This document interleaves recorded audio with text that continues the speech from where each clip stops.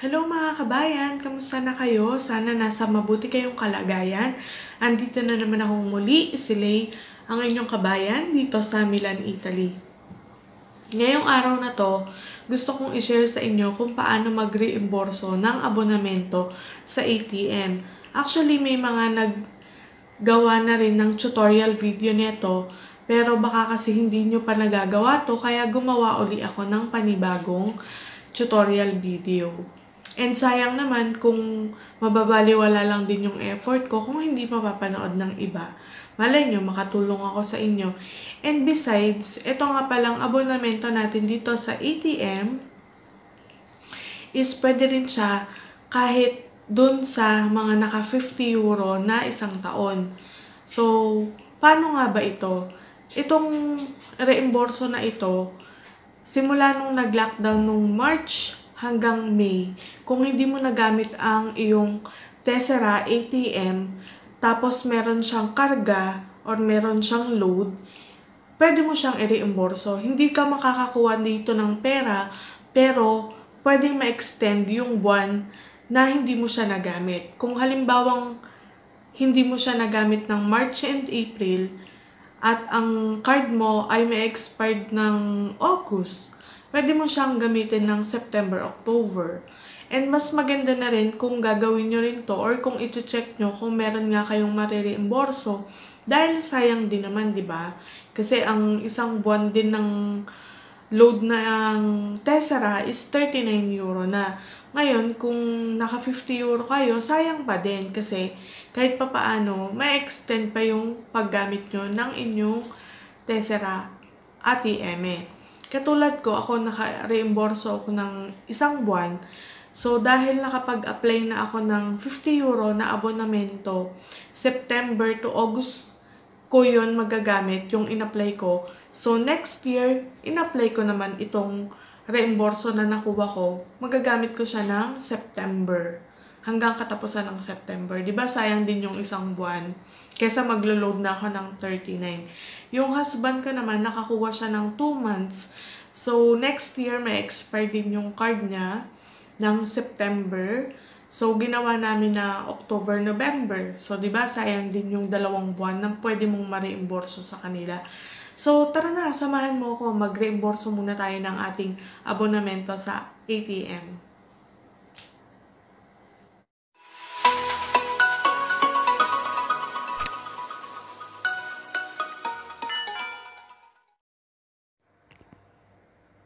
Sa ating browser, ilagay ang www.atm.it.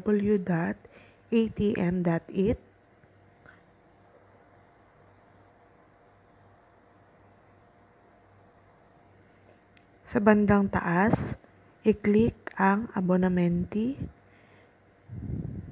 yung may bilog.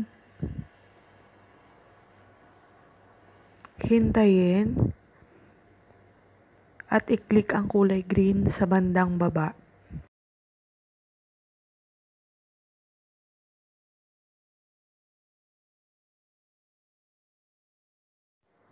Sagutan ang mga impormasyon na kailangan. Makikita sa baba ang numero identifikatibo at numero di serye.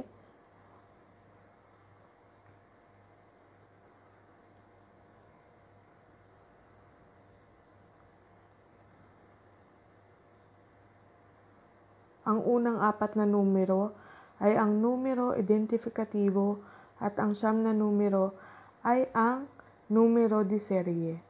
I-type ang Codice fiscale.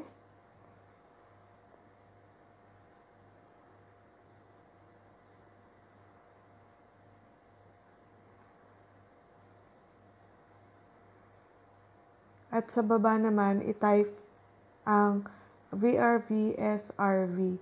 Depende yan kung ano ang bibigay sa inyo ng computer. So, ang tawag dyan ay CAPTCHA. And then, i-click ang Verifika. So, dyan makikita mo na kung ilan yung total ng months na pwede mong ma-reimborso. Yung akin ay isa lang ang total. And then, itype uli ang iyong pangalan at ang iba pang impormasyon na kailangan.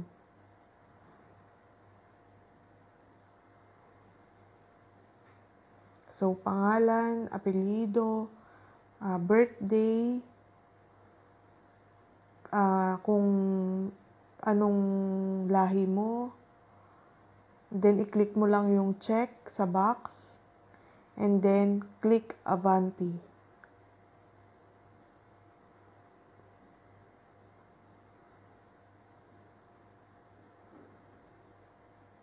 So, sa page 3, mamimili ka kung Urbano Milano lang ba or kung yung iba ang kailangan mong i-check. Pero, depende yan kung ano yung niload mo na i-reimburso mo. So, yung akin, within Milano area lang. So, once na na-check mo na, ayan, lalabas naman yung mga dates kung kailan mo siya gagamitin. So, kailangan mo lang mamili hanggang 2021 next year ang available dates. Depende sa'yo kung anong gusto mong piliin.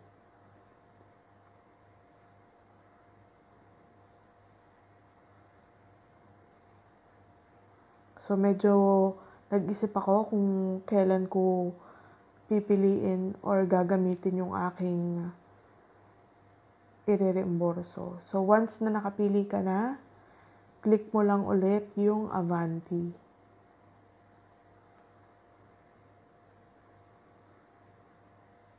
So, click mo ulit yung square, lagyan mo ng check, and lagyan mo ng confirma. And then, tapos na, makakatanggap ka ng email. So, sana may natutunan kayo ngayong araw na to at sana nakatulong din ako sa inyo at hindi ko nasayang ang inyong oras.